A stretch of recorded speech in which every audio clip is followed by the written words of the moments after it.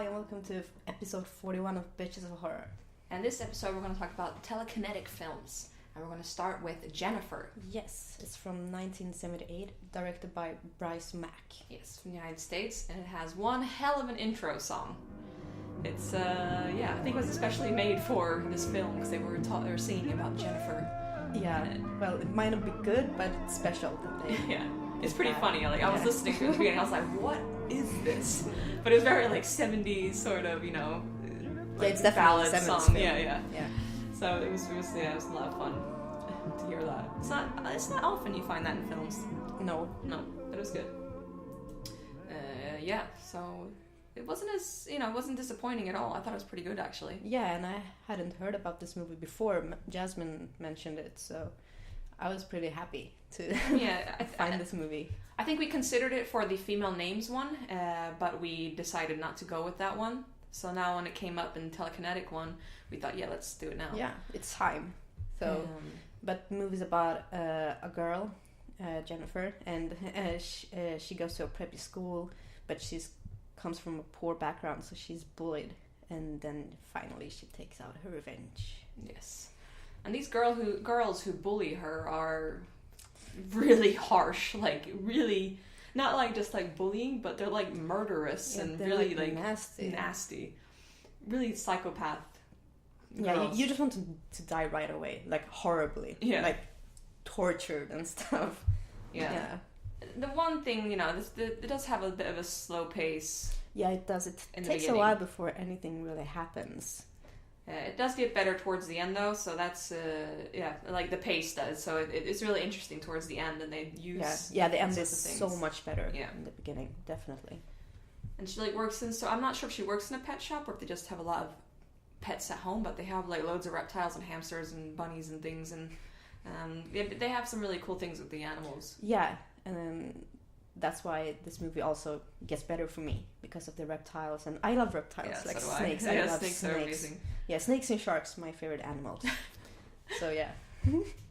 No, but I did like Jennifer also. I did like her. I had sort of like a cult background as well, like where her power. You never really, I don't know, but there's some background to it that makes it interesting. Yeah. It's not just like random, but there's a background to it. No, but I do think this movie stands out a bit. It does. Amongst other telekinetic films. I do have a hard time with 70s films in general. Like there's. Yeah, you I tell don't me think all they're the bad, time. but they don't. A lot of them don't hold up today. But I do think this one does hold up. I did find this film very interesting. Yeah. So for me, I'd give it an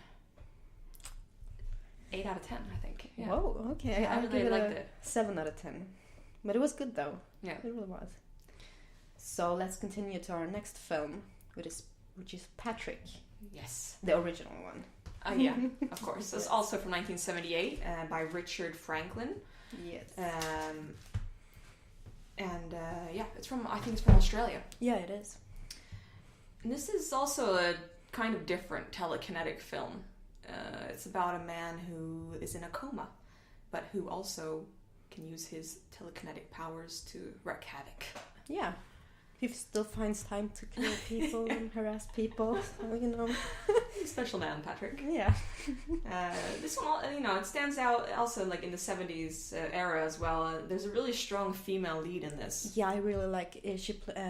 It's about a nurse she's the nurse for Patrick. Yeah. But she's really cool. She is. She's a strong, independent female. The woman who plays her is Susan Penn-Halligan. I'm not sure if I pronounced that last name right, but you tried. Yeah, she's really, really good. I really enjoyed her in this film. Good that you added in this film. Yeah, I haven't seen any other films with her, but this is also, though, I think it's sometimes a bit slow. Yeah, which is irregular for me in 70s films, but I think it works in this film. Yeah, it builds up a special tension, especially when I felt like Patrick was in like every scene, like his presence was in every scene, even though he wasn't there. So that was really good. He was really freaky looking. He had his eyes like this all the time. Not really sure if he's sleeping or not, and he's like probably not. If he's listening, you're just like, oh, don't. Yeah, he was creepy. Yeah. Yeah, it was really weird how they like made a film with like the person, the lead, being in a coma. I mean, he was the lead, but also not the lead. But you know, I thought it was interesting how they did that. There's really good makeup in this as well, SFX and stuff. Yeah, very good. And the concept is interesting. The story is good. I like how the story develops and the characters. It really builds up to a good ending, I think. Yeah. No, I think that's about it for me. Yeah. So what do you give it? 7 out of 10. Yeah, I'll give it an 8 out of 10. I liked it. Have you seen the remake? No. I don't like remakes. Usually. No, I know, but yeah, I wasn't so fond of the remake. Yeah. And now to one of my favorites. It's Akira. This is the 13th floor pick of the week. Good pick. And it's by Katsuhiro Otomo, and it's from Japan, obviously, and it's also an animated film. And let me start off with, if you have not seen this film, then see it, because it's one of the best films ever made. Definitely. Especially if you love anime. Even if you don't. Just watch it. It's about a bike gang who kind of gets caught up in the wrong place in Neo Tokyo. It's like post-apocalyptic sort of world. Underground. Yeah. Yeah. And one of their friends, Tetsuo, gets caught up in some sort of experiment, the Akira project. Yeah. And the one thing this film has for me is the fantastic music. Yeah, the music is amazing. It's such a mood setter. It really is. And I don't think there's any film in the world, in my opinion, that the music fits so perfectly with the film. There's good music in a lot of movies, don't get me wrong, but the music in this is perfect. Yeah, it fits perfectly well with how the characters are feeling. Yeah. It intensifies times 10 what they're feeling, especially during some of the hallucination scenes. Yeah. So amazing. And with the animation and wow. The Blu-ray version of this is just fantastic. Yeah, it's so beautiful. I have it. It's so amazing. It's great animation, and it's very different animation. It's not this like cute animation. It's more like a more disgusting sort of grotesque, depressing, dystopic sort of feeling in this film. Characters are good. You know, the motorbike is so cool. Kanada's motorbike. Yeah. Yeah, I just love the voice acting, everything in this film. I don't think there's anything I can complain about this movie. There's nothing wrong with this. The story is amazing. Even though it's long, it's still... I enjoy every minute of it. I was like, I don't want this to end. Please, just no. Yeah. No, it's super good. Yeah, very good. If you have seen it, do rewatch the HD remake, or like the remaster, sorry, because it's so good. It's just so beautifully and well made, and just pops right into your eyeballs. Yeah. Eyeballs blow. Yeah. And the ending in this film also, it's just a fantastic film in general. It really is. So for me, it's 10 out of 10. Yeah, I would have guessed it. I'll give it a 9 out of 10. Yeah. I love this film. It's so good. Please watch it. If you have not seen it, you need to see it now. Just stop. Just cut off this and just watch it. Stop with anything that you're doing and just pop in. Yeah. And then we're going to actually continue with a short film. I don't think we've had one for a while. For a while, yeah. Super. Yeah. I think it's like 5 minutes long, or... Yeah, something like that. Yeah, it's quite short, and it starts off with a girl sitting, just sitting somewhere, and then a guy is bothering her. And it intensifies, and it leads up to a kind of awesome climax. Yeah. Yeah. It's directed by Matt Innes from the UK. It was released last year.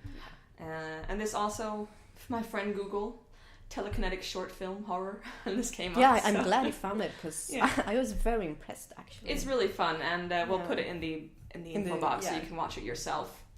It was a cool short film. It was. The cinematography was great. The idea, because I didn't really know what was going on. No, I was like, I think this might happen, but no, I was way off. And the ending is just wow. Like, you have to see it. Yeah. Like, wow. I would like a little bit more backstory, but I think that's all with a lot of short films. It seemed like that was a film, like, maybe they did a short film to be able to get funding for a longer version. And they should, because they should, great. Yeah. And the character was interesting, the female character, so I want to know more about her and her story, definitely. Yes. So if you're watching this, Matt Innes, please, if you have, get a Kickstarter going and make a feature film of this. Yeah, we'll chip in. Yes. Definitely. You got Bitches of Horror, come on, let's do it. No, but I'll give it a 9 out of 10. 8 out of 10 for me. Yeah. So I hope you enjoyed the telekinetic theme, because it's there's a lot of good films in it. Of course, there's Scanners and the classics. We wanted to pick but we wanted movies. to pick a few different, and there's so much to do with like telekinetic things, like so much creepiness you can put in, and just awesome effects, and also, if you haven't seen it, we've already reviewed it, but The Mind's Eye is a great newer by Joe Begos. Yes, really it's very great. Fantastic film. Great effect scenes. Oh yeah. Yes. So next week we're gonna have a different special. It's a doll special. Yes. Movies about creepy dolls. Dolls. Yeah, so we're looking forward to reviewing those films. Yes. So we'll see you next time. Yeah, thanks for watching. Stay horrific. Bye.